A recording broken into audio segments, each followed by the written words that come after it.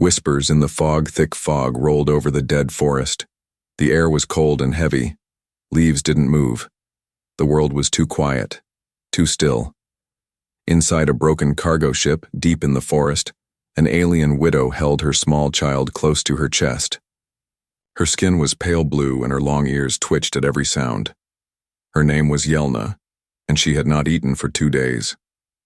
Her child, Nara, was coughing softly. She was only 4 rotations old, and her ribs showed through her thin skin. Yelna wrapped her in an old blanket made from engine cloth. They had been hiding for many days. Her people had lost the war. Her husband was killed in the last blast near the capital. Now, she was alone, hiding like prey. She had heard the stories. Humans had arrived after the war ended. Monsters, eaters of flesh. She had seen pictures, tall creatures with fire weapons and hard eyes. The elders called them meat walkers. It was said they could smell fear and blood. And now, they were here, on this planet, in these woods. Suddenly, Yelna froze. A sound, crunching leaves, footsteps, slow, heavy, calm. She pressed her hand over Nara's mouth. The child whimpered. A shadow moved outside the broken window. It was tall, broad, a silhouette in the mist. Yelna's hearts pounded. Was it a soldier, a scavenger, a human? She held the small energy knife in her hand, though the battery was nearly dead. She whispered into Nara's ear, "Shh, don't move." The shadow came closer. Then, it stopped. She peeked through a crack in the ship's wall. The fog parted just enough. It was a human. He wore dark armor, scratched and faded. His face was covered by a metal mask, but she could see his eyes, tired, sunken, and watchful. On his back was a long, strange tool, and in his hand, a package. He bent down and placed something on a flat rock near the ship, slowly, gently. Yelna didn't breathe. Then, without saying a word, he turned around and disappeared into the fog. Gone. She didn't move for a long time. Her body was frozen with fear. Was it a trap, a test? She waited until night. When the child whimpered from hunger, Yelna finally crawled out. Every step was slow and silent, on the rock, wrapped in a cloth. Food. She stared. Inside were hard bread, dried fruits, and even a small sealed water pouch, all clean, all untouched. Her mouth watered, but she didn't eat. Not yet. She returned to the ship, fed only a little to Nara, and kept the rest. All night she didn't sleep. The next day, the human returned. Same footsteps, same calm, same rock. Again he left food, and left without a word. This time, Yelna watched longer. His back was scarred. He walked with a slight limp. He wasn't armored like a killer, and he carried no gun, just that large tool. What was he? She still didn't trust him. On the 3rd day, her child crawled out while Yelna was asleep. By the time she woke, she saw Nara sitting on the rock, eating beside the human. The human sat cross-legged, watching the child with quiet eyes. He wasn't touching her, just watching. Yelna rushed out and grabbed her daughter. Her hand gripped the dull knife. "Don't touch her," she screamed in her alien tongue. The human stood slowly. He raised his hands in peace. Then he spoke. In broken universal language, "I will not hurt you." Yelna stared at him, shaking. "Why?" she hissed. "Why are you feeding us?" The human paused. Then he said softly, "Because someone fed me once, when I had nothing." She didn't believe him, but he left again. No fight, no demand, no threats. That night, Nara whispered while curled in her mother's arms, "He's kind, Mama. He gave me a fruit." He smiled. Yelna didn't reply. She looked out through the crack in the metal wall. The fog had returned. But this time, it felt less cold. Still, her fear remained. Could a human truly be kind? Or was this just the beginning of something far more dangerous? She didn't know. But she would find out soon. The stranger returns. The next morning, Yelna didn't sleep.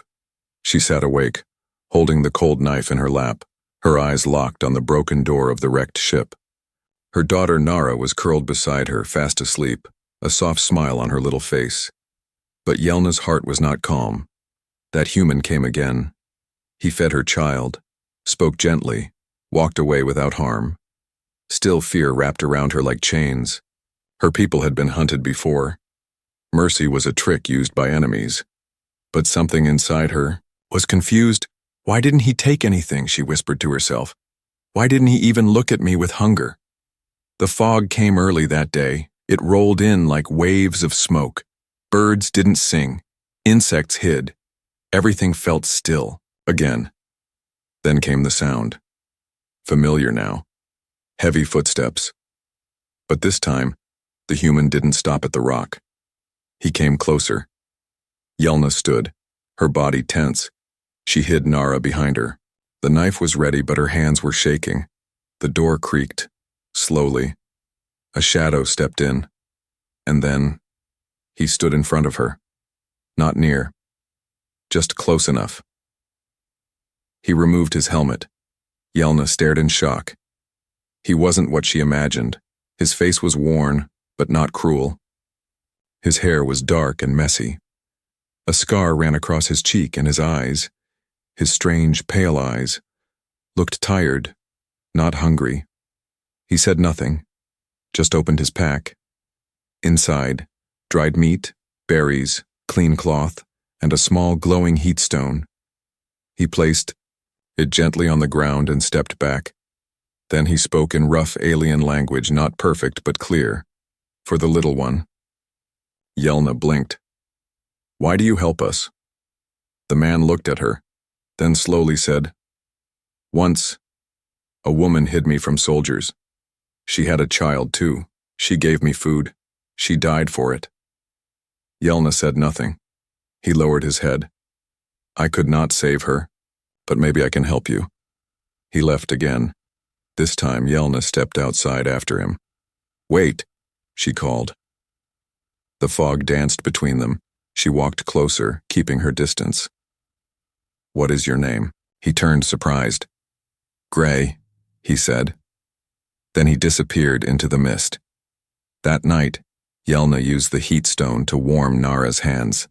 The child giggled softly and whispered, He's funny. He makes weird sounds when he walks. Yelna allowed herself the smallest smile.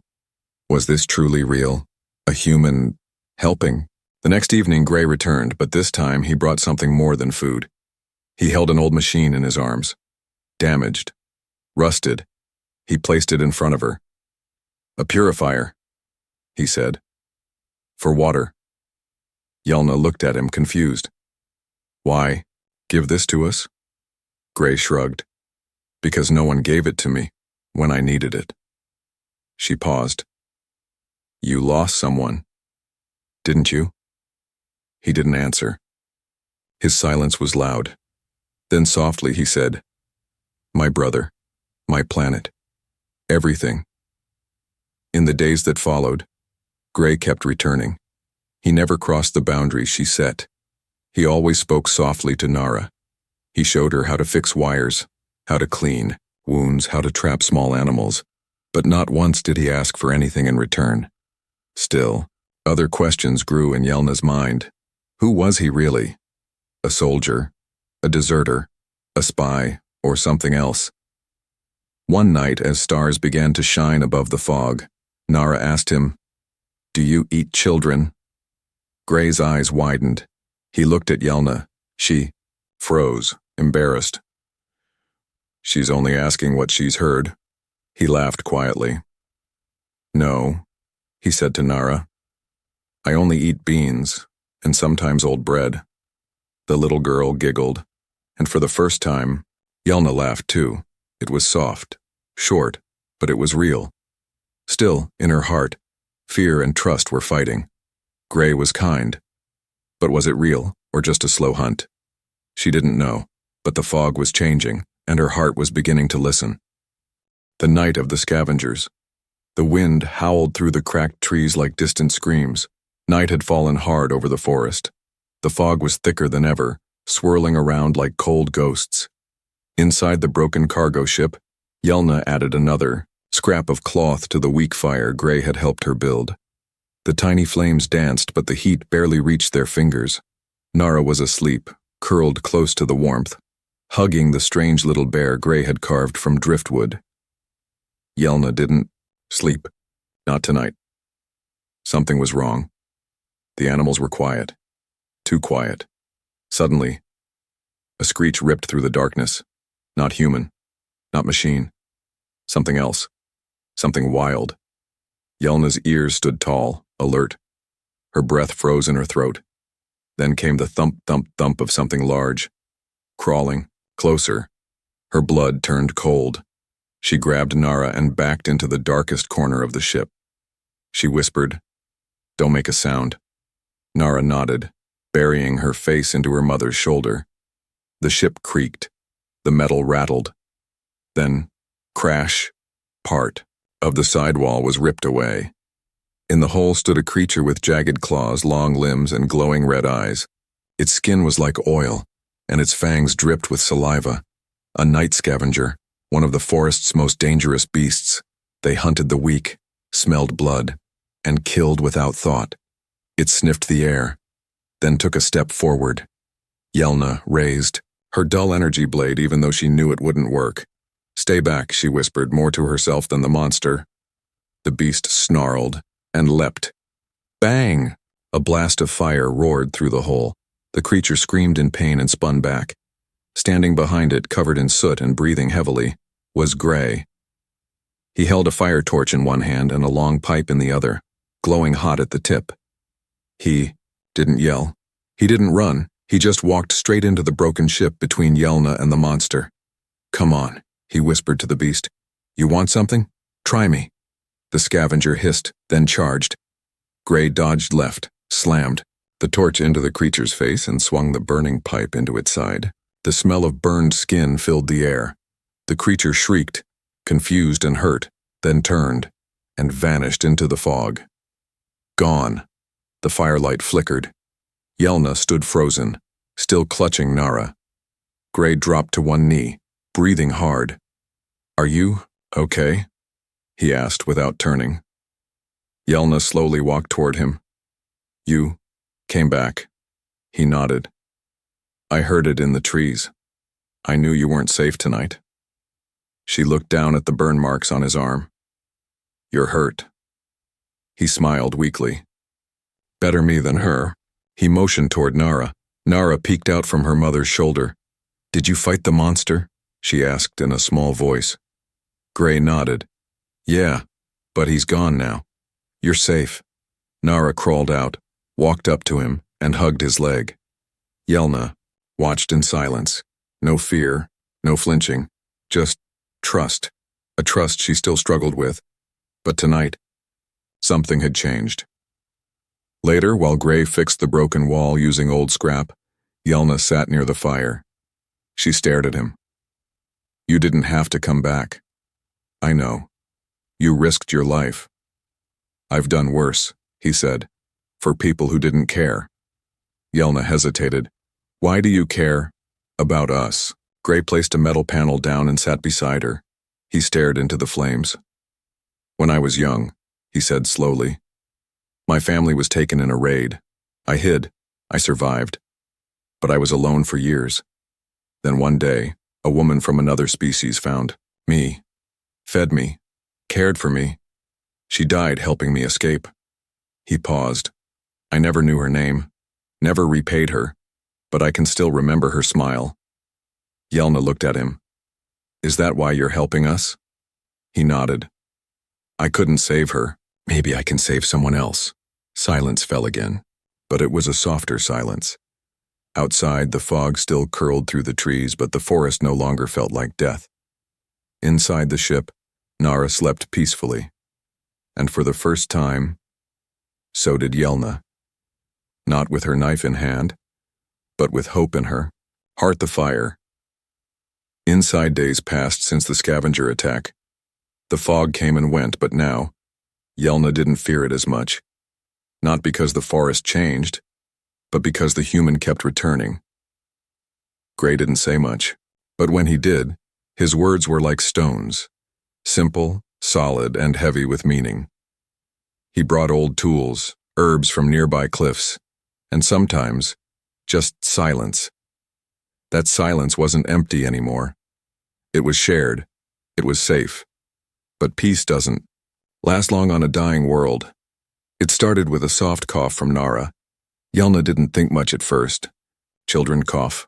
She gave her water, wrapped her warmer, but by the third day the child wouldn't wake. Her skin burned with fever. Her small body trembled. Yelna panicked. No, no, no, not you, she whispered, pressing cool cloths on Nara's forehead. Nara only murmured weakly, her eyes half closed. Yelna had no more medicine. Her healing kit had dried out long ago, and the only nearby med station was across a dangerous zone, radiation fields and collapsed roads. She held her child tightly and cried. Gray arrived as the sun faded behind thick clouds. He stepped into the broken ship and paused. The smell of sickness hit his nose instantly. She's burning up, he said, kneeling beside Nara. Yelna was breathing hard. Her voice was sharp. She needs a medjol fever root. Anything. Gray looked at the girl, then at Yelna. He didn't speak. He stood up, turned around, and walked out into the fog. Yelna screamed after him. What are you doing? Where are you? Going? He didn't answer. He was already gone. The night was cruel. Nara groaned in her sleep and Yelna sang her old lullaby under her breath. Her voice cracked. Her heart felt like it was splitting open. She hated this feeling. Helplessness. She wanted to scream, to break something. But she just held her child and waited, and waited, and waited. The next day, fog turned to acid rain. Yelna stood at the edge of the ship's entrance, covering herself with metal plates, eyes searching the trees. No sign of Gray. No, she whispered. You promised.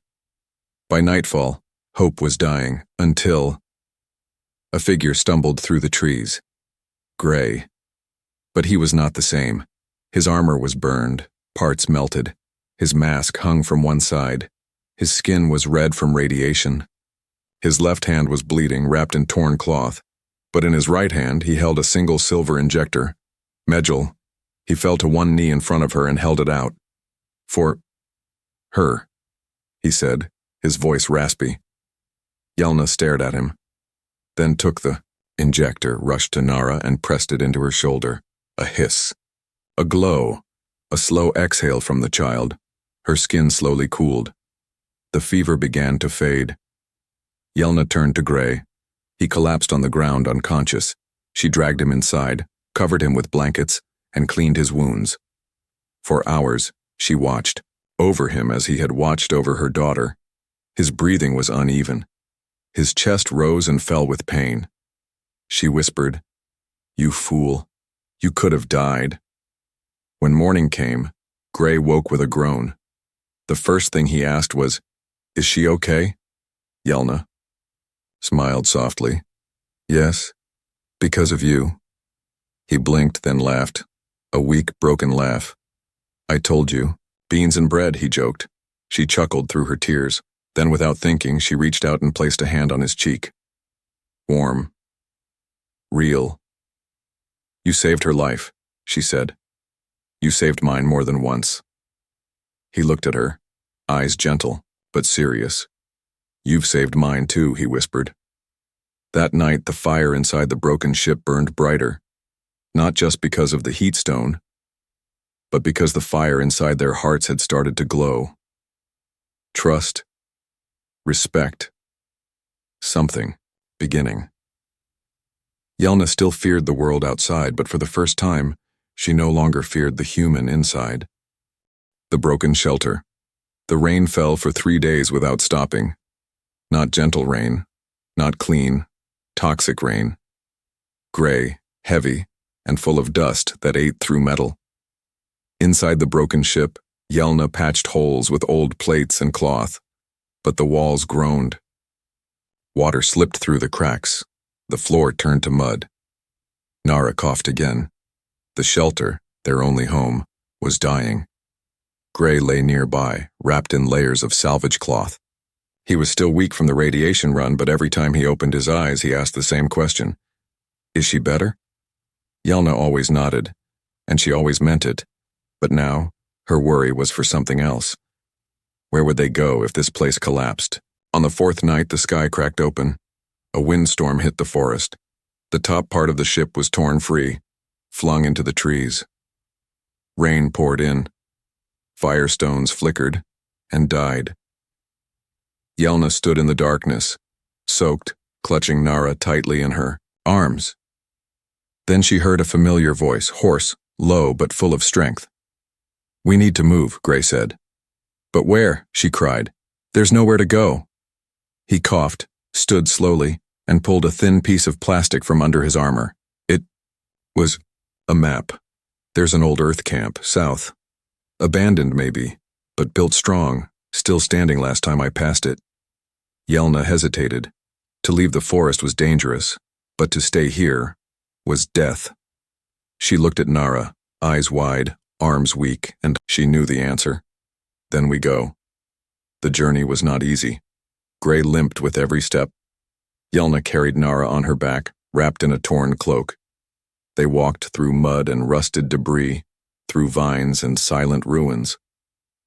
Once they passed the skeleton of a giant crawler tank half sunk in a swamp. Once they hid from drones that buzzed overhead like metal bees. But Gray kept moving, using sticks to mark the path, whispering to Nara stories about when Earth had pancakes, just to make her smile. Yelna had never met someone like him, so broken, yet so alive. By the third day they reached the camp. It was made from stone and human steel. A watchtower still stood, though crooked. The gate had fallen, but the inside was dry. Abandoned crates lined the walls. A dusty picture of a family still hung on a cracked wall. Yelna looked around, her heart unsure. Gray simply said, "Welcome, home." That night they lit a fire in the center. Nara curled into a corner with her toy bear. Yelna sat beside Gray, who stared at the flames like he was seeing something far away. "You've been here before?" she asked. He nodded. "A long time ago, with my unit, before everything fell." He took out a small tin and opened it. Inside was an old photo. It showed two boys and a woman. One of the boys was Gray. The other wore a soldier's jacket too big for his frame. "My brother," he said.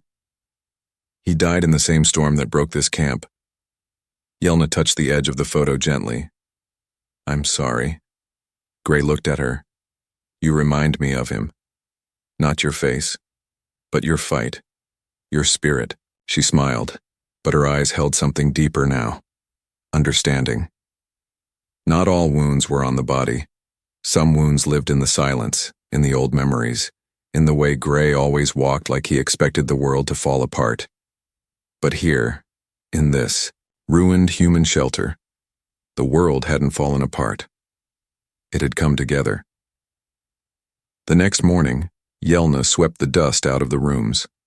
Gray found a half-working stove and cleaned the filters. Nara drew suns on the walls using charcoal. The shelter was still broken, but it was theirs now. And for the first time since her husband died, Yelna didn't feel like a widow. She felt like something new, like a mother, rebuilding, like a woman, beginning again, like a family, forming from ashes. The lawmen arrive. The days grew quiet inside the old human camp. Too quiet. Yelna swept the floors every morning. Gray taught Nara how to light fires without burning her fingers. They even found an old music box buried beneath a crate. When it played, Nara twirled like she remembered happiness. But peace is a fragile thing, and it never lasts. On the 12th morning, while the sun peeked through broken ceiling glass, a low humming filled the air. Gray froze. Yelna turned. Her ears, It was distant but growing louder. Then came the whistle of engines, and then the shadows. 3 silver hovercrafts descended from the sky. Dust and ash spun into the air. The engines whined like angry beasts. The camp shook. Nara screamed and ran behind Yelna. Gray reached for his pipe staff. His jaw tightened. Stay. Back. Yelna's skin turned cold. She knew those ships. Not human. Not scavengers. Patrol lawmen. The crafts landed outside the gate. Doors opened. From the fog stepped 6 armored enforcers. Tall, gray-skinned, with glowing eyes and shock spears. Emblems of the planetary law court burned on their shoulders. The lead officer's voice echoed sharply. Alien female. You are hiding illegally on this territory. Come forward. Yelna stepped out slowly. The officer pointed at Nara. And the child? My daughter. Born during war? Yes. Then she is subject to resettlement under Article 91X. You no longer have parental protection rights. Yelna's heart dropped. What? She whispered. She belongs to the orphan court now, the officer declared. She will be raised by the state. Gray stepped forward. Like hell she will, he said coldly. All 6 enforcers raised their weapons. The lead officer narrowed his eyes. Human. You are not authorized to involve yourself in planetary matters. She's under my protection, Gray said, stepping in front of Yelna and Nara. You have no legal tie. Gray stared them down. Then make one. Yelna grabbed his arm. What are you doing? He looked back at her with a quiet, firm voice. I made a promise. To keep her safe. The officer laughed. You think law listens to emotions? Gray took out a seal disc from his pocket. Worn, cracked but still glowing. Earth Alliance Rescue Order 731, he said. Authorized to protect non-combatants. In effect until revoked. Still valid. The enforcers hesitated. The lead officer took the disc, scanned it. It blinked green. Active valid.old, but binding. The officer's face turned stiff. By code, protection is recognized, but it's temporary. If the child remains sickly or unsafe, the code is void. She's safe, Gray growled. Safer with us than anywhere else. The officer stepped closer. And what is your relation to the alien female? There was silence. Gray turned to Yelna. Yelna looked at him. Neither spoke. But then, Gray said softly so the soldiers wouldn't hear, if I have to lie to save her, I will. But if it's not a lie, tell me now. Her heart beat so loudly it drowned out the engines. Her eyes filled with something strange, not fear, not sadness, something deeper. She stepped forward, took his hand, and spoke clearly. Mate bonded. Under old rights, the enforcers didn't argue. It wasn't their job to question old customs. The lead nodded stiffly. Very well. We'll mark this shelter as watched. You'll be inspected within 30 days. Fail, and the child leaves. Then they left. Engines screamed. The dust settled, and they were alone again. Yelna turned to Gray. I didn't say that because I had to, she whispered. He smiled. I know. That night no one spoke of the patrols. They just sat by the fire. Together, a woman, a child, and the man she once thought would eat her. Now, he was the only one who ever fought to keep them. A new family. The wind was quiet now. No fog, no storms. For the first time in moons, the sky was clear. 2 suns rose side by side, painting the old human camp in soft golden light. Inside the shelter, Nara giggled as she chased a wind-blown ribbon down the hall. Her laughter bounced off the walls like music. Gray was fixing an old solar panel outside. His hands were rough. His back ached. But his face was peaceful. Yelna stood near the door, watching both of them. Her arms folded. Her eyes calm, and for once, her heart felt light. A week had passed since the enforcers came, since she had called him her mate. She hadn't taken it back, and he hadn't walked away. That evening, as stars blinked into the sky, Nara brought a small drawing to Gray. It was, scratched on a broken tablet with coal marks, a picture, a stick version of Gray standing beside Yelna and a tiny Nara, all smiling under the two suns. Gray stared at it for a long time. Nara tugged his arm. "Is it good?" He picked her up gently. "It's perfect." Then looked at Yelna. "You have a little artist." She smirked. "She didn't get it from me." Gray smiled. "She didn't get it from me either." Then added, "Maybe she made it herself, like we're all doing now." Later, Yelna cooked the last of the dried root Gray had traded for batteries. The small stew wasn't much, but it was warm. They sat together around the fire. Nara dozed off in Gray's lap, her head against his chest. Yelna sipped her drink quietly, then softly asked, "Do you ever miss Earth?" Gray looked into the fire. "Every day. But Earth isn't where you're born. It's where someone waits for you, where someone cares if you don't wake up." He looked up at her. "I think I found my Earth." Yelna didn't know what to say, so she said the truth. "I used to pray someone would save us. I didn't know who, or how. Then you came, and I thought you were death. Now I think, maybe the stars heard me." Gray shook his head. "No," he whispered. "You saved yourself. I just walked into your storm." They sat in silence, fire crackling, stars spinning above them.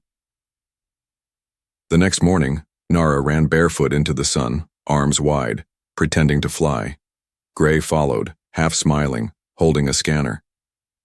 "Careful, you're going to fly off the edge of the galaxy." "I'm a rocket," she shouted. Yelna laughed from the doorway. "Then don't crash into the sun." They were joking like they had always belonged together, like war had never happened, like loss had never touched them. That afternoon, a drone arrived, small, silver, harmless, a message inside. A digital stamp, shelter marked stable, family unit. Confirmed. Inspection canceled. Yelna held the screen in shaking hands. Gray read over her shoulder. "They're not coming back," he said. She stared at the message, then slowly lowered the screen, and finally let out a breath she had been holding for years. That night, Nara curled between them in a real bed Gray had built from scraps. She snored softly, mouth open. Yelna leaned her head on Gray's shoulder. He didn't move. He didn't speak. He just rested his hand gently on hers. Not as a protector, not as a soldier, as a man who had found his place. Outside, the stars continued to glow. But inside, in a broken camp at the edge of nowhere, a mother, a child, and a once feared human lay wrapped in warmth and belonging. Not strangers anymore, not enemies, not survivors. Family.